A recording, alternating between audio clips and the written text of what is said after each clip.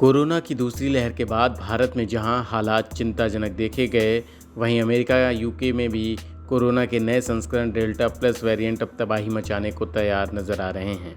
Corona virus के इस नए रूप पर भारत की स्वदेशी वैक्सीन को लेकर जो जानकारी सामने आई है, वो बड़ी राहत दे रही है।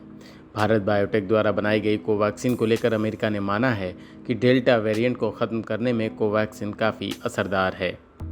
अमेरिका के नेशनल इंस्टीट्यूट ऑफ हेल्थ ने पाया है कि कोवैक्सीन से शरीर में बनने वाली एंटीबॉडीज़ कोरोना वायरस के अल्फ़ा और डेल्टा वेरिएंट से लड़ने में कारगर हैं।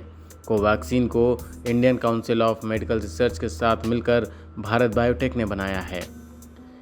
NIH ने बताया कि कोवैक्सीन का टीका लेने वाले लोगों के ब्लड सीरम के अध्ययन से जानकारी मिली है कि इसके टीके से जो शरीर में एंटीबॉडीज़ बनती हैं, वह ब्रिटेन और भारत में सबसे पहले मिले कोरोना के B117 और B1617 यानी अल्फ़ा और डेल्टा वेरिएंट्स पर असरदार है। आपको बता दें कि अमेरिका के infection disease expert doctor Anthony Fauci भी इससे पहले कई बार कोवैक्सीन की तारीफ़ कर चुके हैं।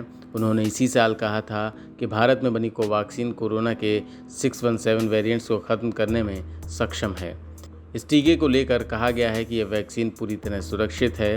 वहीं कोवैक्सीन का निर्माण डेड कोरोना वायरस के जरिए किया गया है। यह शरीर में कोरोना वायरस से लड़ने के लिए पर्याप्त एंटीबॉडीज़ का निर्माण करती है।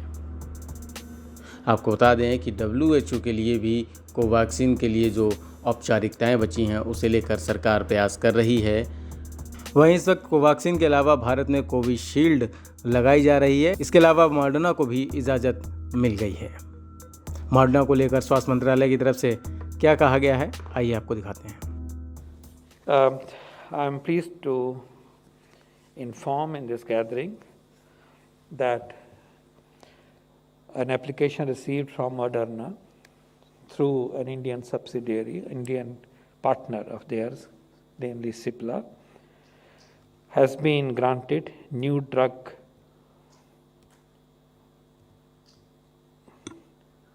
permission for restricted use, which is commonly known as emergency use authorization.